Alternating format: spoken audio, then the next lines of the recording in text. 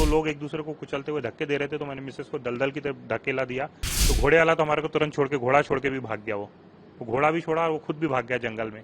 हम जंगल की तरफ कूद गए।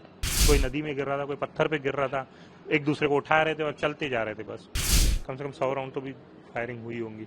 और वो मेरे बेटे ने हिम्मत दिखाया, उसके कारण मेरे को हिम्मत आई ना, चलो नीचे भगवान का नाम लेते जाए, जय माता दी बोल रहे थे और नीचे चलते जा रहे थे। हम 8 किलोमीटर चले, 4 बार मैं फिसल गई, उसके बाद भी भगवान का नाम लेके इन्होंने और मेरे बेटे ने हेल्प की मेरी, तभी पहुंच पाए, नहीं तो आज हम यहाँ पे नहीं रहते थे। पर कुछ समझ में नहीं आ रहा था, हम बस चलते जा रहे थे, कूदते जा रहे थे। मुझे बताइए, उस दिन पहलगाम में आप थे, तो कितने बजे का समय था और क्या वाकया आपने अपने आंखों से देखा? एक्चुअल में एग्जिट टाइमिंग मेरे को ध्यान नहीं है, मोबाइल में से बता सकता हूँ, क्योंकि वीडियो हमने उसी समय खींचे थे 5 मिनट पहले। पूरा माहौल अच्छा था, लोग एंजॉय कर रहे थे, खेल रहे थे, काफी फैमिली थी, बच्चे थे, लोग फोटो खिंचा रहे थे। ऐसा लग ही नहीं रहा, ऐसा लग रहा था कि स्वर्ग है बिल्कुल, सब लोग एंजॉय कर रहे हैं। और ऐसा उम्मीद नहीं थी कि 5 मिनट बाद ऐसा वो नर्क जैसे बन जाएगा। वो कौन सा मोमेंट था जब आपको पता चला कि कुछ हो रहा है? एक्चुअल में मैं लकी बोलूंगा, लकी हूँ कि हम क्या पूरा घूम के जो एग्जिट है, एग्जिट बहुत संकरा था, 15 बाय 60-70 फीट लंबा था, और उसका निकलने के लिए सिर्फ 4 फीट का एक दरवाजा था। और लकीली मैं उस 4 फीट के दरवाजे पे ही खड़ा था, उसको उस तरफ जंगल था, घोड़े खड़े रहते हैं दलदल में, तो लकी मैं वहीं पे खड़ा था। पीछे से एकदम से फायरिंग की आवाज हुई गार्डन में, जहाँ पे बोल सकते हैं। और लोग, पब्लिक जो है पूरी वो गैलरी में घुसी, 15 बाय 70 की, 60-70 फीट की, तो पूरी भर गई। मैंने 1 सेकंड पीछे देखा, लेकिन तब तक वो पूरी गैलरी पब्लिक से भर चुकी थी। तो हमारे को उस गैलरी के उधर का, पीछे का नहीं दिखाई दिया जहाँ पे टेरेस थे, लेकिन कंटिन्यू फायरिंग हो रही थी। तो लोग एक दूसरे को कुचलते हुए धक्के दे रहे थे, तो मैंने मिसेस को दलदल की तरफ धकेला दिया। तो घोड़े वाला तो हमारे को तुरंत छोड़ के, घोड़ा छोड़ के भी भाग गया। वो घोड़ा भी छोड़ा और वो खुद भी भाग गया जंगल में। और फिर पीछे मेरी मिसेस को दलदल में धक्का दिया, मेरे बेटे को भी उतारा, और फिर हम कंटिन्यू, गोलियां चल रही थी, तो हमारे को उस समय दिमाग काम नहीं किया, हम जंगल की तरफ कूद गए। और जंगल की तरफ 7 से 8 किलोमीटर हम जंगल, पहाड़ उतरते हुआ है 8 किलोमीटर का रास्ता। वो जो पैर में चोट आई थी, वो वाकया क्या था? एक्चुअल में कैसे, वो 3 से 4 बार गिरे हैं रास्ते में। उनका पहली बार जब गिरे, पैर मुड़ गया पूरा, फिर दूसरी बार गिरे, वो फिर भी कंटिन्यू चल रहे थे। तो मेरे बेटे ने, मैंने और वो खुद भी पकड़ के जैसे तैसे उनको 7 से 8 किलोमीटर का पहाड़ उतारे। फिर आपको कहाँ ले जाया जाया? एक्चुअल में फिर मैं नीचे आया, मेरी पर्सनल कार खड़ी थी वहाँ पे पार्किंग में। मैंने ड्राइवर को कॉल किया, ड्राइवर बोले मैं नहीं आ सकता हूँ। तो मैंने एक लोकल था वहाँ पे, आर्मी वाले को बोला कि मतलब मेरे को मेरी कार तक पहुँचवा दीजिए, बाकी कुछ नहीं चाहिए मेरे को, और कोई नीड नहीं चाहिए। उन्होंने कार दी है और उसमें बिठाए और मेरे को मेरी पार्किंग तक छुड़वाए। मेरी पार्किंग में मेरी कार खड़ी थी, फिर मैं अपनी कार में ही हॉस्पिटल लेके गया इनको। कैसा पैनिक सिचुएशन था? लोग क्या रिएक्ट कर रहे थे? कितना डर, कितना भय? डर बहुत ज्यादा था, लोग चिल्ला रहे थे, गिर रहे थे पहाड़ों से। जो पीछे मेरे से आगे भी काफी पब्लिक थी, मेरे पीछे भी पब्लिक थी, लोग गिर रहे थे, गिरते हुए आ रहे थे। कोई नदी में गिर रहा था, कोई पत्थर पे गिर रहा था, एक दूसरे को उठा रहे थे और चलते जा रहे थे। बस आपने पीछे क्या सुनाई दिया? लोगों की चीखें सुनी? एक बंदा मेरे बाजू में आया, रो रहा था, बहुत ज्यादा रो रहा था, वो यानी सिचुएशन के कंट्रोल के बाहर था उसको। तो मैंने बोला, उसको बोला रुक रुक रुक। मेरे भाई को बोले मेरे सर में गोली मार दी, बोले मेरे सामने, बोले मैं अपने भाई के लिए रुका भी नहीं, बोले।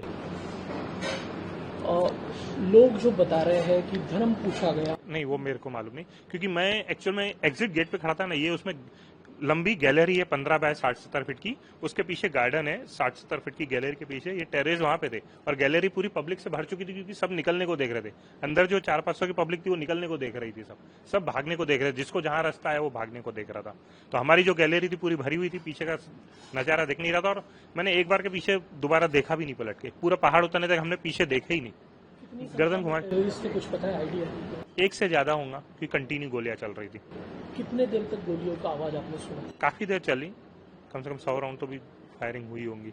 और वो पूरे इसमें से बाहर निकलने में आपको कितना समय लगा? समय मैंने कुछ भी नहीं देखा, क्योंकि उस समय न माइंड काम कर रहा था, न प्यास लग रही थी, न कुछ लग रहा था। उनका पैर टूटा हुआ, हमारे को कुछ समझ में नहीं आता, हमसे भाग रहे थे। और लोग जो घायल थे, उनको आपने देखा?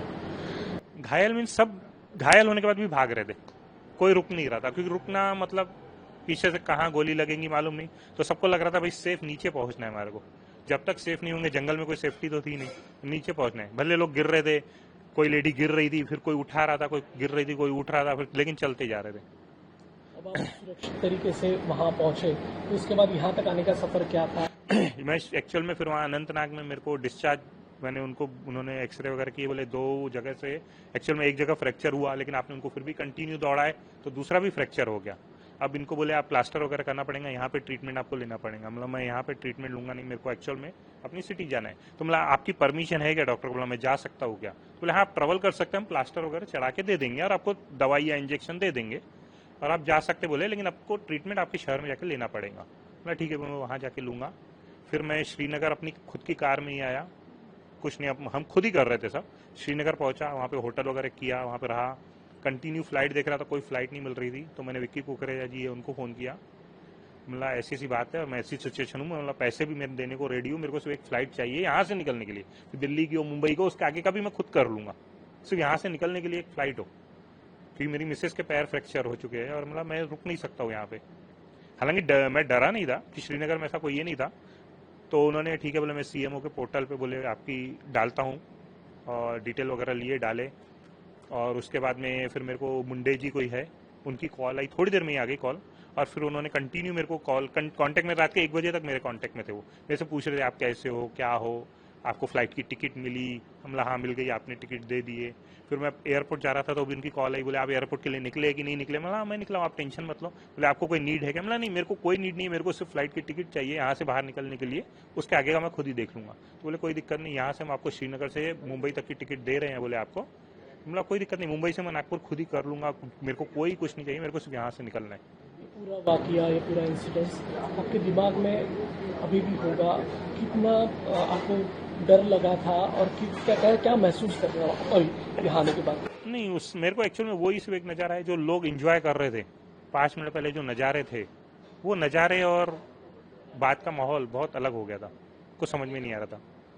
बाकी उस समय तो एक ही था कि फैमिली को नीचे लेके जाना है, सेफ करना है और इनका ट्रीटमेंट करवाना है, बस यही लग रहा था। उस समय क्या महसूस किया कि आपने? एक्चुअल में मेरे को सबसे पहला डर तब लगा जब गोलियां कंटिन्यू चल रही थी, डर लग रहा था, काफ़ी डर लग रहा था।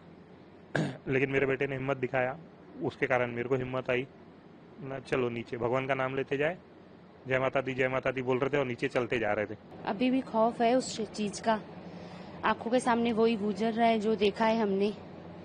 कैसे पहुंचे वो हमको पता, सिर्फ भगवान का नाम लेके पहुंचे हैं। 2 मिनट का फासला था, नहीं तो हम यहाँ तक आज नहीं रहते थे। पीछे मुड़ने का टाइम ही नहीं था हमारे पास कि हम पीछे देखें कि क्या हो रहा है। भीड़ इतनी ज्यादा थी कि हमको इतना डर लग रहा था कि हम सिर्फ आगे ही जाते जा रहे थे। खाई आ रही थी, पत्थर आ रहे थे, नदियां आ रही थी, बस बढ़ते जा रहे थे। 8 किलोमीटर की दूरी पर, यानी हम 8 किलोमीटर चले, 4 बार मैं फिसल गई। उसके बाद भी भगवान का नाम लेके इन्होंने और मेरे बेटे ने हेल्प की मेरी, तभी पहुंच पाए हैं, नहीं तो आज हम यहाँ पे नहीं रहते थे। जैसा कि आपके हस्बैंड ने बताया, एक खुशी का उस समय आप लोग खुशी मना रहे थे या फिर एंजॉय कर रहे थे वहाँ पे, सडनली ऐसा क्या हुआ कि ये पूरा दुख में, गम में बदल गया पूरा माहौल? वो अभी बता नहीं सकते हैं, क्योंकि जब हम उस टाइम पे थे, घोड़े से उतरे, घूमे, तब इतना अच्छा लग रहा था हमको। 400-500 लोग थे वहाँ पे, एंजॉय कर रहे थे। उसके बाद जब हम एग्जिट पे पहुंचे तो ऐसा ने कुछ हमको समझ में नहीं आया कि होगा कुछ ऐसा। बस पीछे से रश ऐसे दौड़ते आ रहे थे पीछे से, और गोलियों की आवाजें आ रही थी। तब हमारा माइंड काम वो तो कर रहा था, पर कुछ समझ में नहीं आ रहा था। हम बस चलते जा रहे थे, कूदते जा रहे थे, और बहुत डर लग रहा था कि हम जा पाएंगे कि नहीं, क्योंकि लोग बोल रहे थे बस चलते जाओ, रुकोगे तो कुछ फायदा नहीं है, बस चलते जाओ, जितना भी दूर हो। पूछ के भी जा रहे थे कितना किलोमीटर है, नीचे उतरते जा रहे थे। किस तरीके का मंजर था वहाँ पे? आवाजें, चीखे, गोलियों की बौछार, क्या आपने महसूस किया उस समय? बस लोगों की चिल्लाने की आवाज सुनी, गोलियों की आवाज सुनी, उसके बाद तो नीचे उतरना था। फिर तो माइंड में कुछ था ही नहीं, वो अपना ही हम देख रहे थे कि कैसे नीचे पहुंच जाए। न्यूज नेशन अब व्हाट्सएप पर खबरों की ताजा अपडेट के लिए न्यूज नेशन के इस QR कोड को स्कैन करें।